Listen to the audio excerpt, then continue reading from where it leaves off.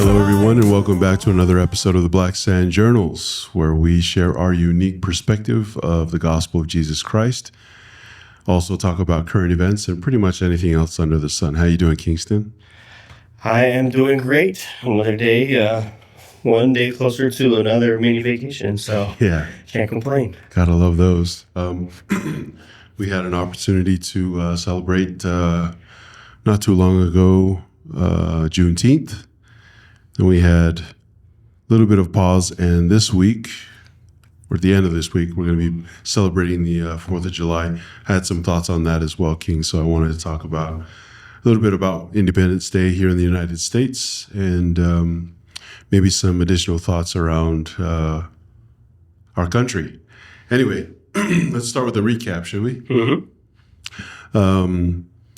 Last week, I don't know if you had any thoughts, but I wanted to send another shout out to my son Chase and his wife Kaylee.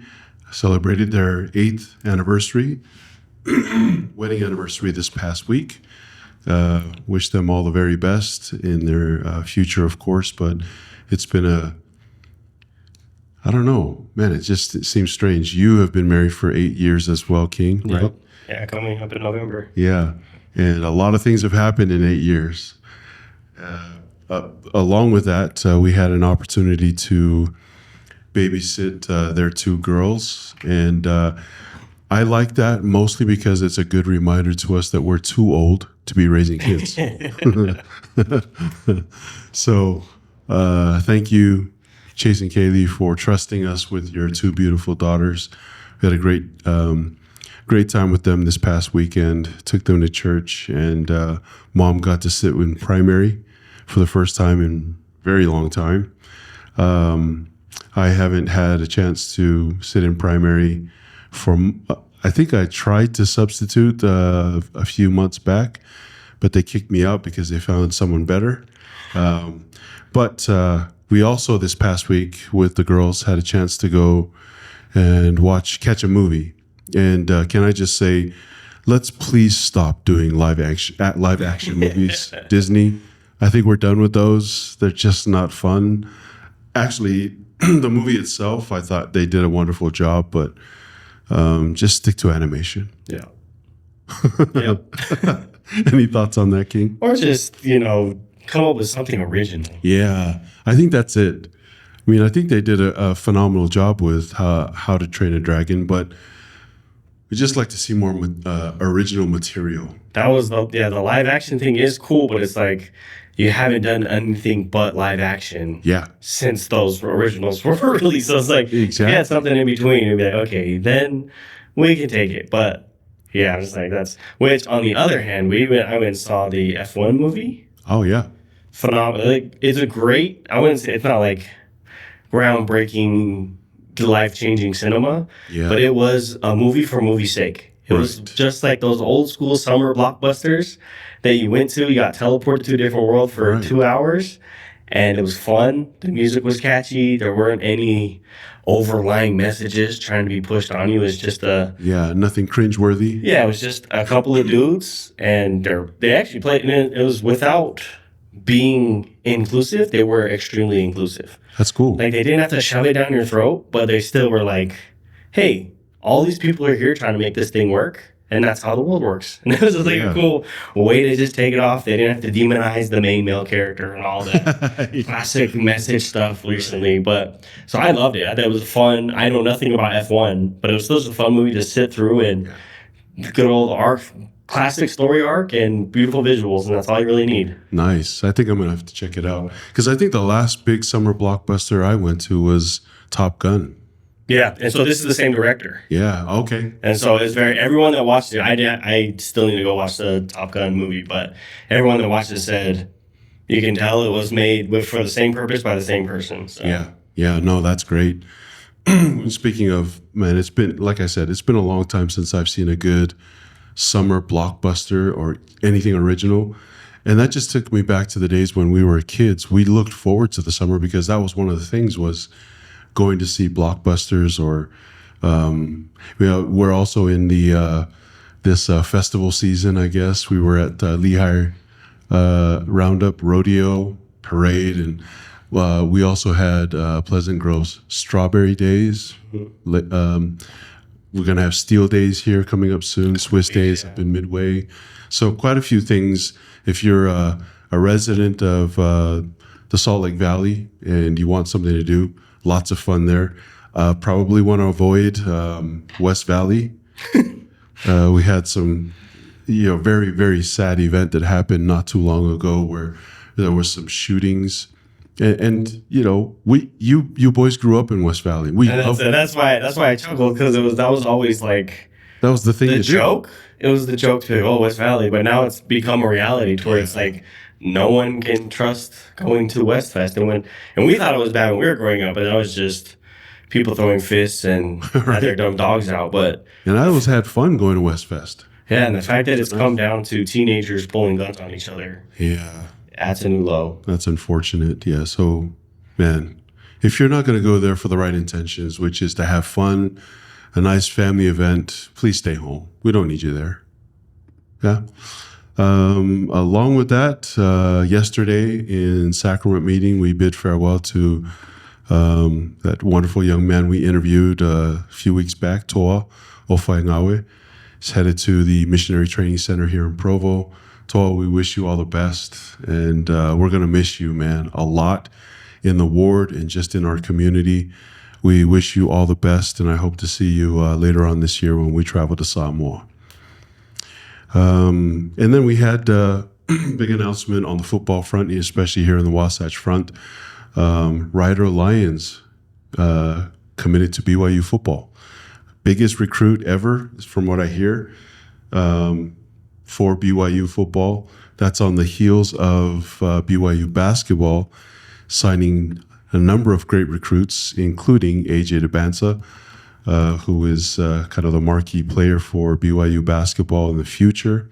Everyone's anticipating that this class, of course, just like Yegor Demon, will spend a year here at BYU, be mentored by BYU's basketball coach. I think it's Kevin Smith.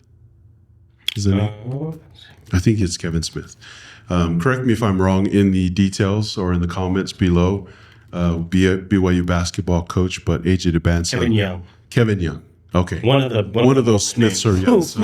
Yeah, had to be one of those from BYU. But AJ DeBansa, looking forward to seeing this new crew, this new crop of recruits playing. I don't know how you feel about this, Kim. We talked about it a little bit, but here's my problem with football recruits, especially because Rider Lions is going to be serving a full-time mission for the Church of Jesus Christ of Latter-day Saints before he actually enrolls and participates in football camp at BYU and the football season. My big issue with football recruits is you look really good on paper, and this doesn't apply for a lot of people, but a lot of times I look at college recruits, even guys who declare for the NFL draft. You look great on paper. You might have a few highlights, but sometimes a lot of these guys are busts. Yeah. And you see that even going from college into the NFL. I think there's something to be said about the expectation. And when your expectation is set super high, it's hard to live up to that expectation. And if you feel like you get a lot of these guys like Brock Purdy. Oh, yeah. I mean, dead last, and still he can come out. And I think it's a lot of you make the best of your circumstance. But exactly. I would almost not want that target on my back going into being a high-profile person. I think it helps in some ways, but I think in a lot of ways that'd be tough. Yeah. So in a lot of instances, it seems like the media hype sometimes puts these guys in a bad position with the hype, because if they're great, man, that's awesome. You guys hit it spot on. But if they come in with all those expectations and things, whether it's environment, playing situation, position, even a position coach, and it doesn't work out, man, I feel bad for them, because it's going to be a joke for a long time. But it's kind of like my man from Colorado, Shedeur Sanders. Yeah. Not was it Shedeur? Yeah, Shedeur the quarterback. Where he was expected to go in the early rounds of the NFL draft, and they just kept dropping. Yeah. Yeah. round after round, the poor guy kept dropping. But it seems like he's rebounded. He's used that kind of as his motivation and maybe leverage to get some better looks in, is it Cincinnati? Cleveland. Cleveland. Yeah. No, somewhere in Ohio. So it could be great for him. That could be exactly what he needs to go out and prove himself. Like, Yeah. it could end up being the best thing for him. Yeah. So, it's only time will tell. That's what all these guys, only time will tell. Only time will tell. It's a lot of pressure to put on what Young the world kids. considers a kid. Yeah. Like, most of these guys, they're still kids, and it's unfortunate Still developing. when it doesn't work out. It's great when it does work out. But yeah, that whole world of, and it's interesting because one of the main reasons why it seems so difficult for these guys, they're taking things that are completely team games. Like, you can't play basketball or football without the rest of the team. Yeah. But they're putting all the pressure on one person. Yeah. And I always hated that. We've had times where we lost a lot of football games to Lehigh, but a couple that we could have won. We lose by a missed field goal, Yeah. and our kicker would just beat himself up about it. But I'm like, dude, we could have done 20 other things throughout the game that would have put it more than a 2-point gap and would have relieved you of that stress. But we did it, and so this is a team game, and that's just the world that we live in. Is that having that the hot and cold of a single player? Yeah. That's what sells in the media. Yep. So that's what's going to be pushed, even though it's a full team sport. So props to all them for putting up with it, because Yeah, and we understand. QBs do have a lot riding on them. There's a lot of pressures for QBs. It's a high profile position. It's ride or die, basically, but boom or bust. But there's a lot to be said about being surrounded by good teammates and good coaches as well. So we wish that young man the best. Also wish him the best on his.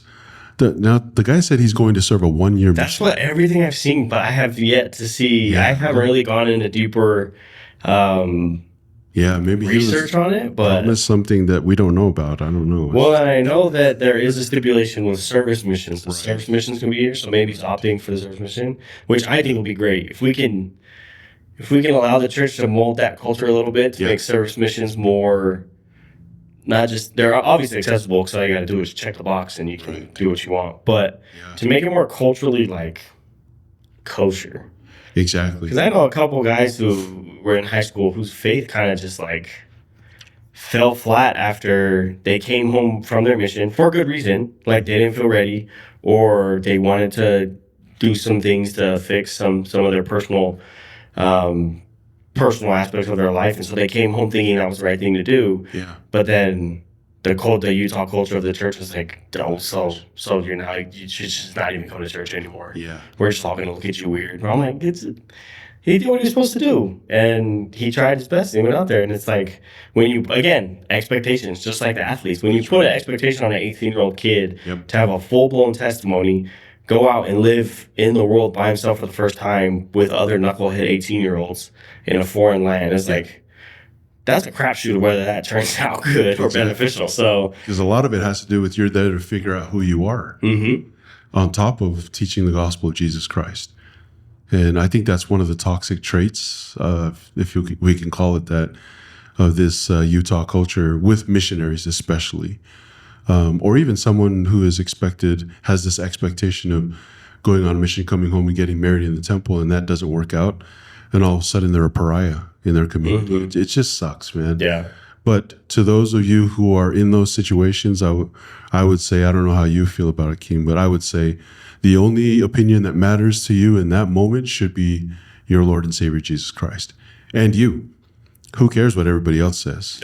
Yep. Just move on with your life and be who you are meant to be, and that is a child of God. Yep. However that works out for you. Yeah. Forget about the haters, because that's really what it comes down to. Is everybody's just being a hater because you didn't live up to those so-called expectations, and they were just waiting for an opportunity to bring you down. So forget. And it's that old dumb thing where it's like, well, I did it, so you have to. I hate that pecking order crap. It's like, well, I did a 3-year mission. You guys are nothing because you only do 2-year. I'm like, hey man, we all go do our own thing, and then we got to come home and like, well, you didn't have to deal with pornographic ads in your face every 12 seconds as a 12-year-old. So I'm like, we all have our different struggles throughout Yeah. time. Like, it's all different. Exactly. So, And if it's not that thing, it's going to be something else. yep. So forget about them. Live your life. Rely on the Savior for His strength and His grace through His atonement, and just move on with your life. You are who you are, and those experiences that you had, good and bad, are meant to build you up as a person, not break you down. So, anyway, that may not be my last soapbox for today. Well, we got some coming. Yeah. All right. So I also, just to wrap up with recap, unless you have anything else, King, I had state young men's training, which was phenomenal, here in the Lehigh 3rd Tongan Stake. And we had some good things come out of that. One of the things that I really wanted to emphasize today from that training was making sure that your young men and your young women, this was mostly for young men, and your young women have an opportunity, just as the church is teaching us. If you have any doubts about this, look at the handbook, that young men and young women should be leading the youth program in your ward. We're there to support, but we need to make sure that these young people have opportunities to serve and lead in the gospel of Jesus Christ in His church, His kingdom, so that when they do go out on missions, or when they're starting their own families, starting careers, etc., that they are in a place where they feel good about who they are as members of the church. So I think that's one of the soft skills that we are taking away from young people, is learning to plan their own activities, execute those activities, and then afterwards have an opportunity to sit down and say, these things didn't go so well, so for our next activity, let's try this instead. So I don't know what your experience has been with that, King, but that's one of the big takeaways from, or at least for me, a reminder of why adult leadership is important. Because the phrase that we often hear, which was emphasized over and over again in that training, was the Church of Jesus Christ of Latter-day Saints is family-centered and church-supported. So these things should be taught in the home. If they're not, that's okay. We can support the parents through our ministry efforts to help them become better leaders within their own home and teach those principles to our children. Yeah, no, that was extremely grateful for our experiences with the Segalili Ward. That was the greatest. Everything they played it. The handbook wasn't even stated like that back then, but it still operated like that. It was very much, they let us plan, they let us operate, but they were always there, sat down those guardrails, be like, okay, maybe take one step back, take one step to the left, and then move forward. And there was always, well, so you guys didn't bring this? Okay, sorry, that sucks. Yep, we'll figure it out. Like, hey, we'll do it later. That's how life is. Yep, and so they were very, that was a group of leaders that I will forever be grateful for. And also just a group of boys. There was a lot of boys in that ward that the system worked because the boys were also bought in to that aspect of the system. So it does have to be both, but I do think a leader's main objective in today's world is getting those boys to be bought in, and then once they're bought in, it's easy to adjust and do that. Exactly. So. Yep. Yeah, that's one of the experiences that I had when we first moved to Lehigh. The Tongan ward in the area, they bugged us for like 2 years straight to join the ward and help them out in the young men's program. And when Jenna and I finally did, there was a lot of pushback because they asked me to run the scouting program, and I ran it based on those principles that I learned in our Granger ward in West Valley, and also our Segalili ward here in Lehigh. And those men were phenomenal scouters. So one of the things that I got a lot of pushback on was we prepared up front, just gave the packing list, told them, taught them how to put up a tent, a spring bar tent, what they should bring for food and things like that. And after a few weeks of preparation, we actually implemented that. It was time to execute on our plan. We got to the campground. I pulled out my camp chair and my snacks, opened it up, sat down, and just watched them. And it didn't take long before they realized, hey, if we don't cook the food, we're not going to eat. And if we don't put up our tent, then we're not going to have a place to sleep. And if we don't start this fire, then we're going to be cold tonight. So that first camp was rough, but by the second and third camp, they knew what the expectations were. Once we got to camp, they knew that they were the ones that were going to be executing the plan, and I was just there to help them out. I always had I got there, I put up my camp chair, put up my little tent, threw all my gear in there, and I was like, all right, I'm ready. You guys ready? So that was one of the things. And I think those are the experiences that those young men will never forget, because they knew that there was a level of expectation that I placed on them that they needed to learn from, and I wasn't going to do it for them. Yeah. Those are the good old days. Yeah, you remember that one experience? I don't know if you were there. I'm sure you were there, where there was that one scout. I'm not going to name names. There's always one. Yeah, but they either showed up to winter camp with Vans on instead of snow boots, or they would bring a ton of blankets to winter camp instead of a 0-degree sleeping bag. And they learned real quick that next camp I'm going to do this, and this instead of what I came with. So anyway, good times and a good time to switch gears here. We had a couple of videos that we wanted to share with you as a listening audience and react to. And we've had a chance, actually. It's not a reaction. It's just giving you our thoughts on this video. Do you want to start with the one, Desirable Truth? Or do you want to start with the other one? Let's start with the other one first. Okay. Yeah. All right, let's do this. Tee it up here real quick. I'll go back. There you go. All right, ready? Yep. It's been fascinating because I've been on this sort of journey through motherhood where, I've always been a very liberal person, maybe even a libtard. But once you have a kid, you start having thoughts that have been characterized as conservative. As soon as I had a kid, I was like, I need a gun now. Yeah. Not for my... Isn't that interesting? Already it's like, just calling yourself out. Yeah. Yeah. Not for myself, because I've got coyotes in my yard. Right. I've got coyotes everywhere. And before I had a kid, I was like, they coexist with us. Coyotes were here first. I'm in the coyotes' home. Now I'm like, let's make hats out of them. Let's make hats. Let's make coyote boots, coyote earrings out of their eyeballs. It's just... Yeah. A lot to unpack in that. Oh, yeah. I don't know how you feel, and there's still some of me that I often see in this. Was it her name's Lauren? No, that's Whitney Cummings. Whitney Cummings, yeah, comedian. And Whitney Cummings has these thoughts, just like I did when I was growing up. Oh, I wanted to be a environmentalist, and to a certain degree, I still am, especially when it comes to our Pacific Islands and the Pacific Ocean. But there is, you can stand and pontificate about a lot of things because you have no kids.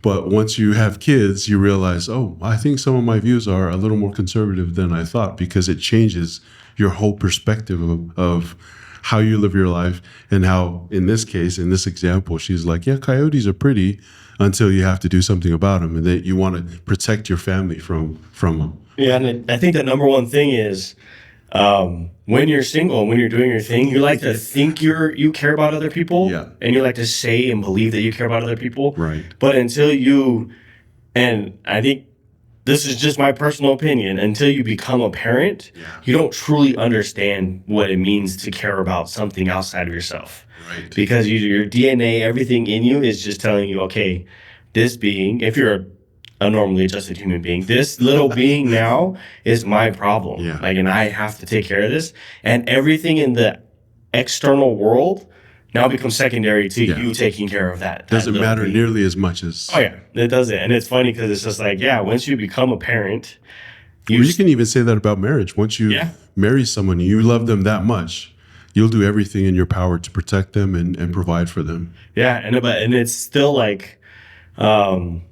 when you're in a relationship, there's always that this person could leave me at any time. Whereas your kid's going to be your kid forever. That's going to be your person. And so that's crazy. And there's actually another video, we'll have to bring it up another time, where this guy's doing like street interviews at a college tailgate, and he asked the question. He says, "You have your mother, your wife, and your daughter. Who are you saving? The other two have to go." And it's crazy to me because in that video, almost all these college dudes, obviously they're not married, they don't have kids, and so they're all like, "Oh, my mom, my wife and daughter, I got my mom first, my mom first." And I'm just thinking, I'm like, my mom would kill me if I got asked that question, and I said that I was getting rid of her granddaughter and her daughter-in-law. And it's just like, it's just an interesting perspective shift once you enter into those realms of life and you become married and you have a child.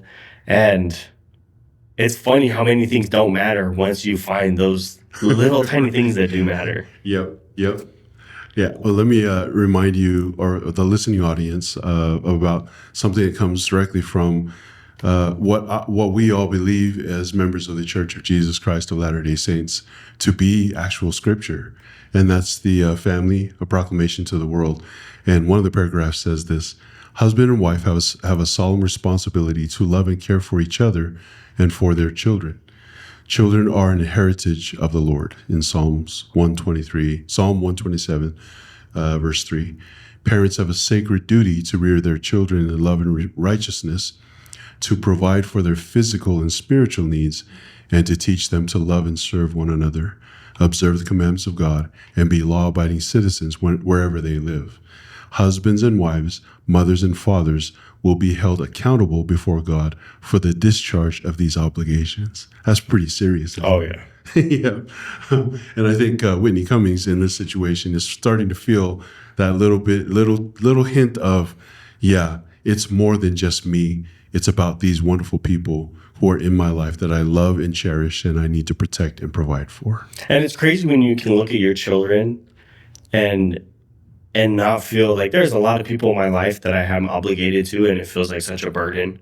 I'm like, yeah, I have to do this for this person because it's work or because it's this. Yeah. But the second you look in your little kid's eyes and they love you and they're showing that love back to you, Right. it's like, I'm going to go kill somebody just because they might do something to you. So Yeah. it's like those little eyeballs looking back at you is just something, and nothing's better than walking through the door and hearing, "Daddy," and then you just get a big hug. They might hate you in 10 more minutes, but hey, for that little, you get a little bit of heaven for 60 seconds as you walk through the front door. Exactly. And that's pure love, isn't it? Mm-hmm. They look to you as their provider and someone that they trust with their lives. And on the reverse side, as a father or as a mother, you're looking at them and saying, "Man, I don't know if I've ever felt this kind of love before in my life." Yeah. That's crazy. Any other thoughts on that video? No, I just thought it was super funny that it Yeah. just popped up. I'm like, oh, nice. And on Bill Maher of all places. I know. It's like, oh, and you can see his face, his reaction's like, oh, that's all. Yeah. We're just like, yep. Okay, tell me about it. Crazy things happen when you live the natural order of life. Yeah.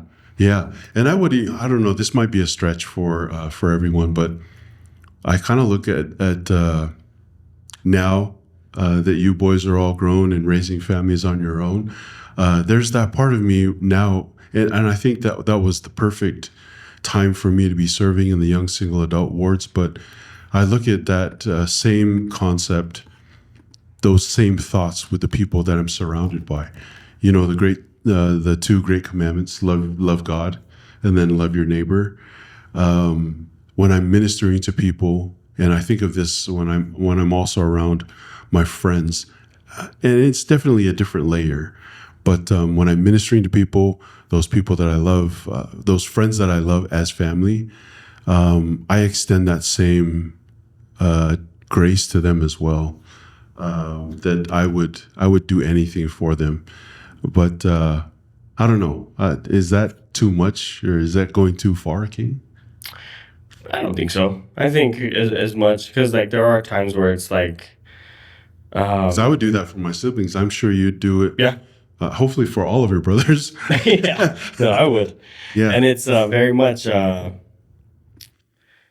it's because there are a lot of people who are born into very terrible circumstances, Yeah, right? And yeah. so sometimes their family becomes people that they've chosen. Yeah. And so that's never to be discounted. Or there are a lot of people, and we know a lot of people today that struggle with having their own biological children. Right.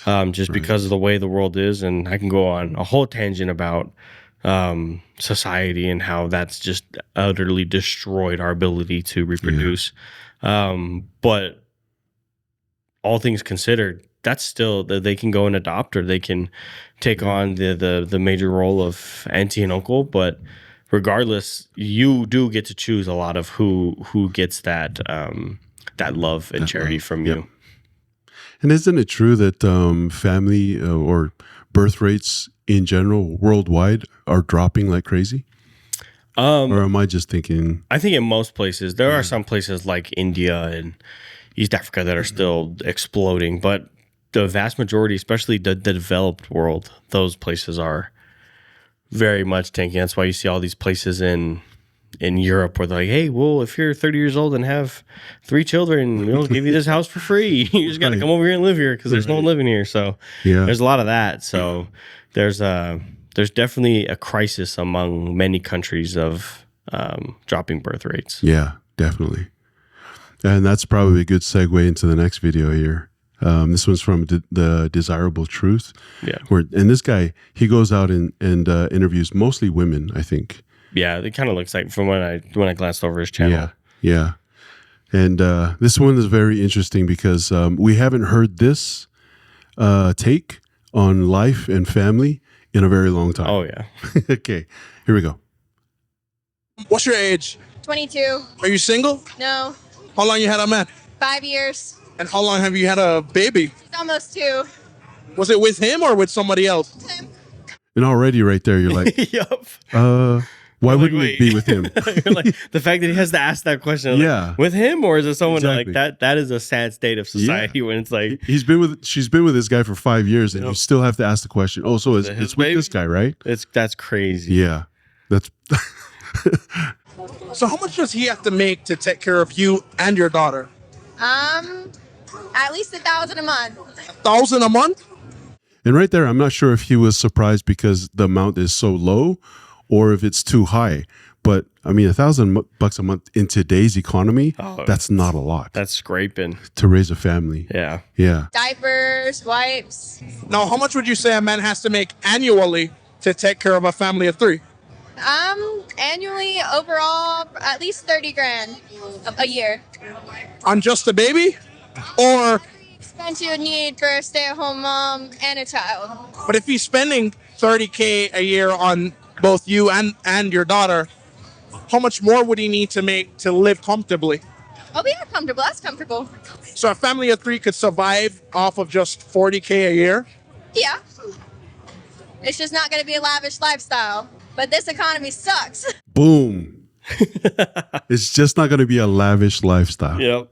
Now, I'm being judgmental here, but $40,000 a year is not a lot for someone who wants to live a lavish lifestyle. Well, and it's crazy because lavish is even lavish in the American mindset. Yeah. That's extremely lavish to Yeah. the other 6 billion people that live in the world. Exactly. And that's what's crazy to me is like, she's just saying like, that'll get us fed. That'll pay for the diapers, everything you need to survive. Yeah. Like, and that's what's crazy is you can do that and be completely happy. Exactly. And we've tricked ourselves into believing that we need so much more. Yeah. Not even maybe so much more, just a little bit more to be happy. Yeah. And I'm gonna I'm gonna be a little controversial by saying that is one of the biggest problems that I've been experiencing lately in Samoa, where okay, because and I understand these are different times, but growing up in Samoa, you didn't have a lot of luxuries. A luxury is hot water. Yep. In Samoa, a luxury is having a bed to sleep on. And back then, people made do with very little. But now, when you talk about the number one source of income for many Samoans is overseas remittances. And that's the same in many countries. I would probably go out on a limb and say that's the case in places like Mexico, Tonga, pretty much a lot of the South Pacific countries. Papua New Guinea, definitely. But which is odd to me when you think about places like Papua New Guinea and Vanuatu who have some of the best resources, natural resources in the world. And yet, it's what's the GDP in those countries? Yeah. It's very difficult to raise a family on that type of living. But I'm sure everyone in Samoa or everyone outside of Samoa gets those phone calls on a regular basis, or an email, even drop into the DMs, and they're saying, "Hey, the power's not going to be shut off here because I don't have money to cover it." And trust me, I love my people in Samoa, and I do my best to help them financially whenever I can. But what this young lady is saying, this young mother is saying, is a gospel principle that we need to practice self-reliance, and self-reliance only comes when we live within our means. Yeah. If you have $40,000 a year, and that is stretching it, then there's some things that we need to cut out of our lives. Yeah. You may not have cable for a while. You may not have a phone for a while even, and that's going to be difficult. But until you can build up your finances, that's the way it's going to have to be. Yep. Yeah. And that's, we are extremely blessed. I don't know how I've fumbled into the position I fumbled into, Right. but we have, to what our peers around us in the area seems like so much less. Yep. But we're comfortable. We stress at the end of some months, but that stressing it's self-induced, because if we really wanted to, we could cut down to bare minimum and we could be living like kings in the future. Right. But right. unfortunately, maybe not be unfortunately, but we love having a good time as a family, and we love taking those liberties and doing those things. And we love the creature comforts. Yeah, and we love how we live. And so we could definitely, I know in the military, my paycheck came in at the end of the year, we were paying taxes on $38,000. Yeah. And so I'm like, hey, we were surviving really nice. Like it was pretty good. Like we had a pretty good life. And so it's just all about that perspective. Mm-hmm. And she's standing there. She's confident in who she is. She's confident in her child and her husband. And I mean, for any guy, that's like a dream scenario. Yeah. Just a woman who's happy with what you can bring to the very table. Content. Like very content. A lot of women might not understand today is like, you could find a very happy life if you learn how to be pretty content with the situation, and also just find a guy who's willing to work and bring home some money and have fun. Exactly. And he's probably stressed out of his mind trying to take care of his family, but she is very content. And look at the baby. Clean. Yep. Is well dressed. Seems pretty happy from the outward appearance. And that's just I think that's a lost art, if I could use that phrasing, where trust me, I understand there's places in the United States that are far worse than some third world countries. Yeah. And I don't want to name names, obviously, but there's some places that I've been to in the United States where you think you're in a totally different country, different world. Yeah. So I understand. And today's economy, I almost fobbed out there. In today's economy, even those of us who are making, a pretty good living on paper are still struggling from paycheck to paycheck. So it comes back down to, what are you willing to sacrifice and give up right now in order to, like Kingston says, live a comfortable life later on? Mm-hmm. And trust me, I've been there. Yeah. I've mentioned before some hardships, and if I could give you an experience that was very embarrassing for me in the moment, but it taught me that I needed to make some changes, and I made some changes, some drastic changes immediately. It was probably 5 o'clock in the morning. I had to drive to Salt Lake for work and be there by 6 a.m.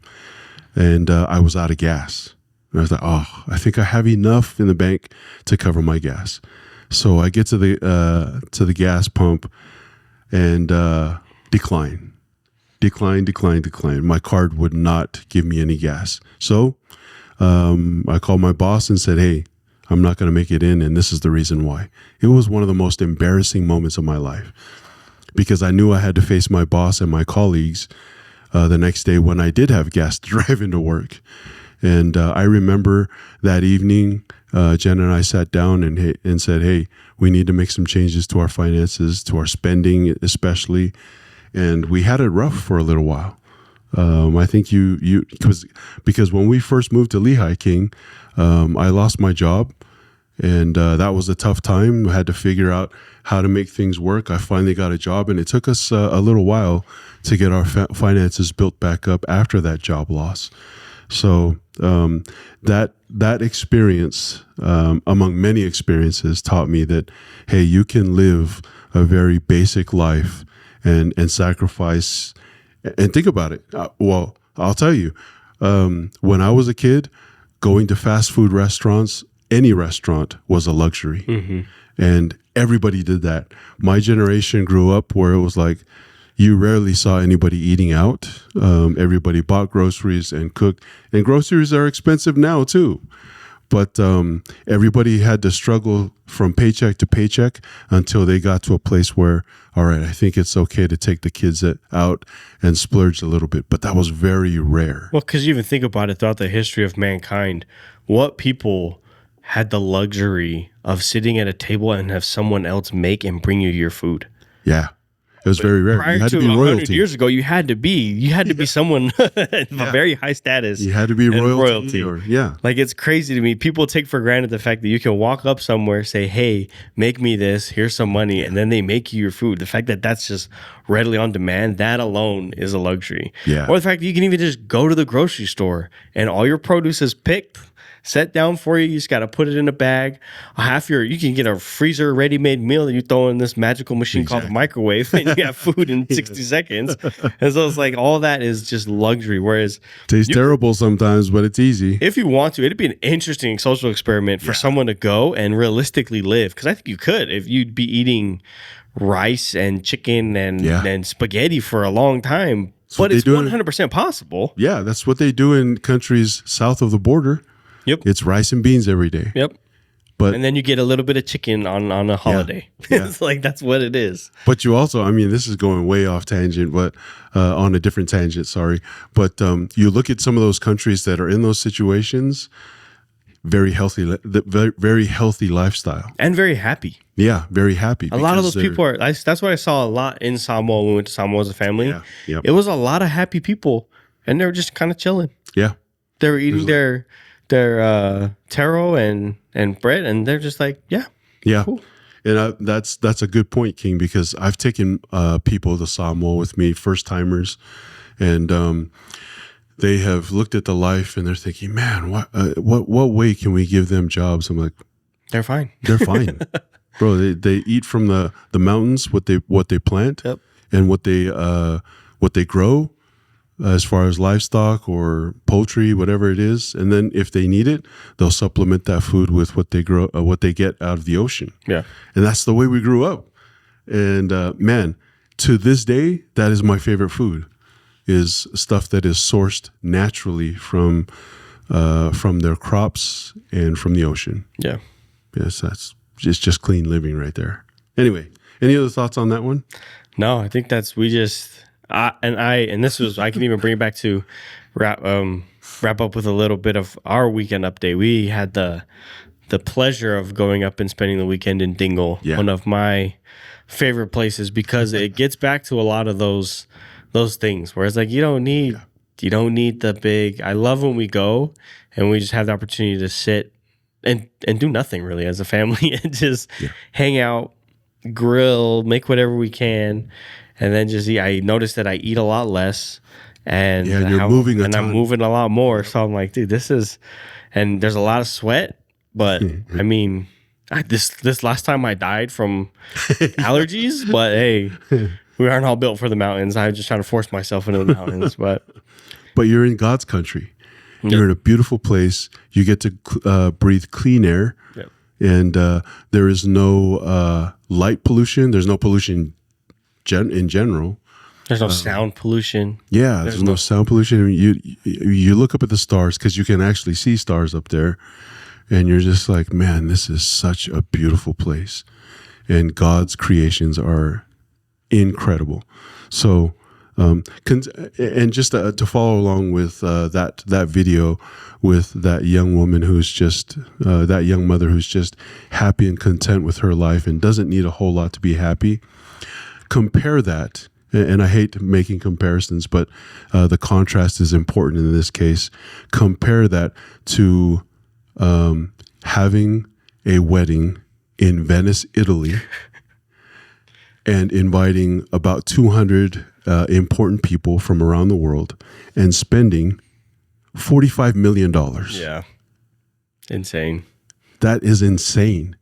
I mean, what good could you have done? And it's really hard not to be judgmental in these situations, but my goodness, what good could you have done with $45 million instead of having a bubble machine and being out on an expensive yacht and putting the people of Venice in a bind because you've pretty much tied up their highways and stuff. But I don't know. There's just not another way of saying it other than that was just an insane display of living a luxurious life. Obscene life. Yeah. Like not only the good you could have done with the money, but just the fact that like that's now what your relationship is predicated on. Yeah, and that's the standard. You're setting the bar now that everything's got to be minimum $45 million. Yeah, like and they have those stats out on marriage of there's I think there's two. There's the cheaper the wedding band. Yeah. The longer the marriage, and Yeah. also the cheaper the wedding, the more likely they are to stay married. And then it's like, okay, cool. I think me and Mario would be great because we're scraping the bottom of the barrel with our wedding. So, but hey, we had a good time. I think I would say our wedding was worth for $45 million with how much fun we had. Yeah. So Yeah. made some memories, and that's really what it is, though. Yeah. It's the experience and the memories that you make with the people that you love. It's not about. I mean, how many of those 200 people who actually showed up to their wedding, and we're talking about Bezos, who showed up to that wedding, who really cared? yeah. Like, I don't care. I can buy this stuff at my house. There's literally just another red carpet event for Yeah. them. Essentially, there's like, hey, we got to go so that we can get pictures and It's just a flex. say we did it. Yep. Yeah. And that's how you know you have no real friends, is because all your gotta friends buy were them. other famous people. They just came to come. Yeah. So Yeah. I don't have enough money to buy my friends. So I would say, I think I can almost say with confidence that I would much rather live off $1,000 a month than have a $45 million wedding. yeah. Yeah. That's just, I know I haven't been there in the $45 million world, but and I will never be there. it just doesn't seem.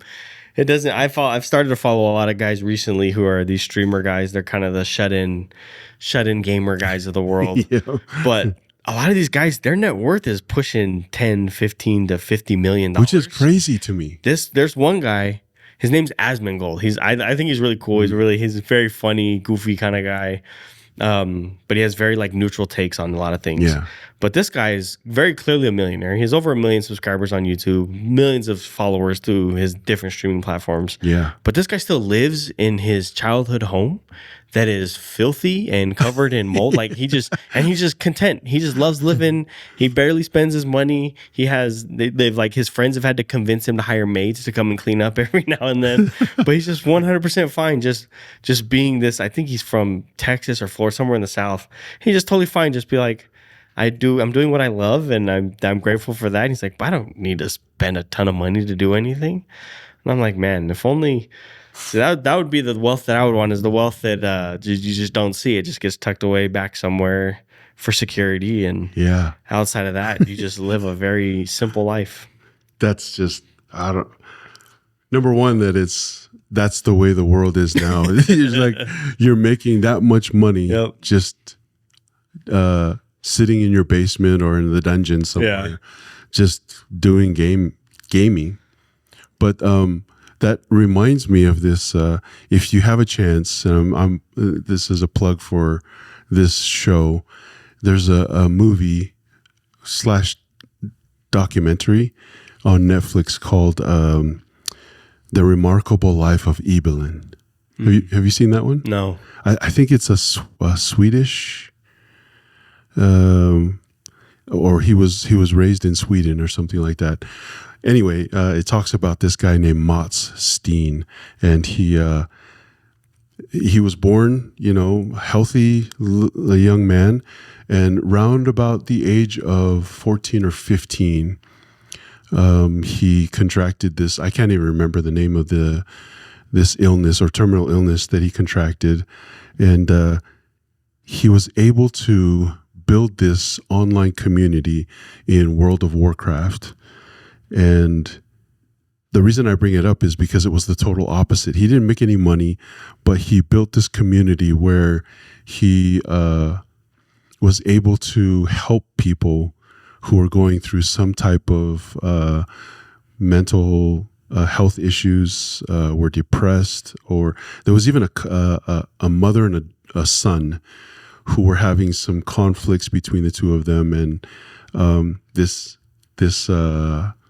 online persona, Evelyn, helped them resolve the differences, and now there's this really strong bond between this mother and son. So I know that's another tangent, but it's a place where even if you are an online gamer or a gamer, there's some good that can come out of it, not just making money.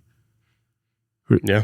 Yeah. Any thoughts on that? No, and I think, and it's funny because you run this, you have people that want to help or say they want to help the world, and they do all this stuff for the world.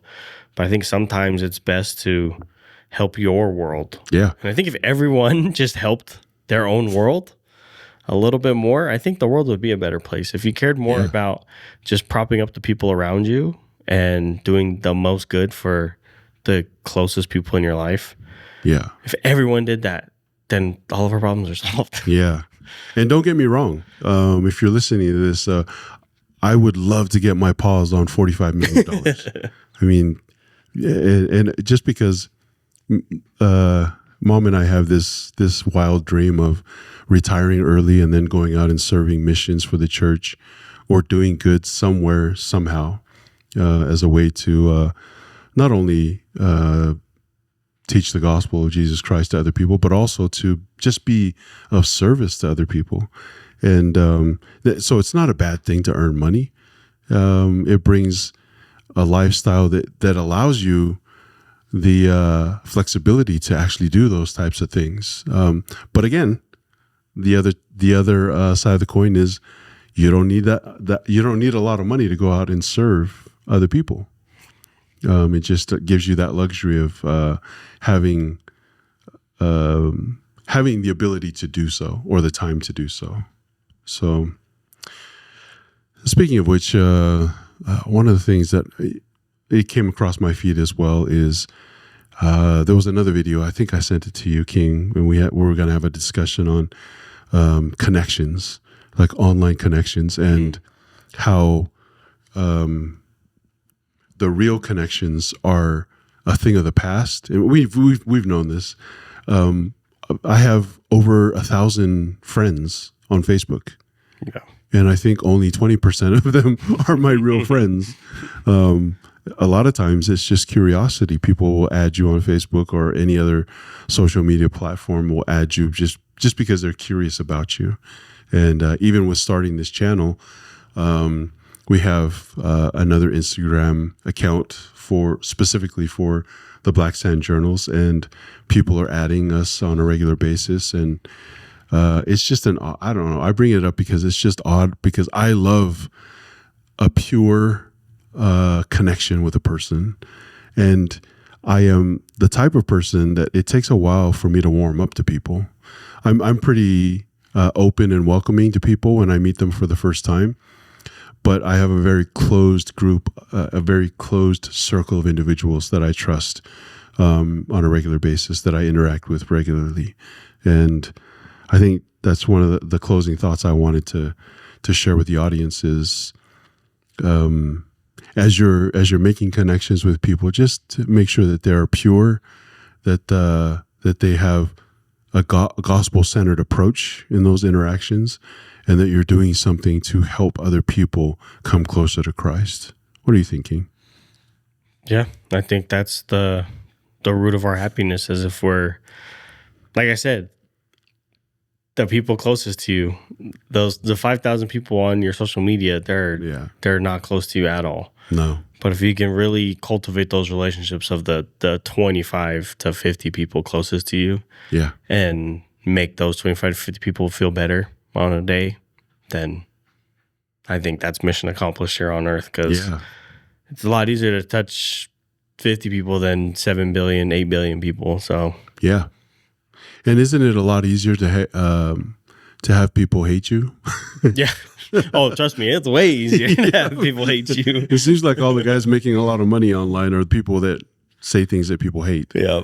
But that's not what we're about. We want people to love each other, love on each other, and just make the world a better place by having good, decent interactions. So any final thoughts, King, before we close up? Nope, we're good to wrap. Nice.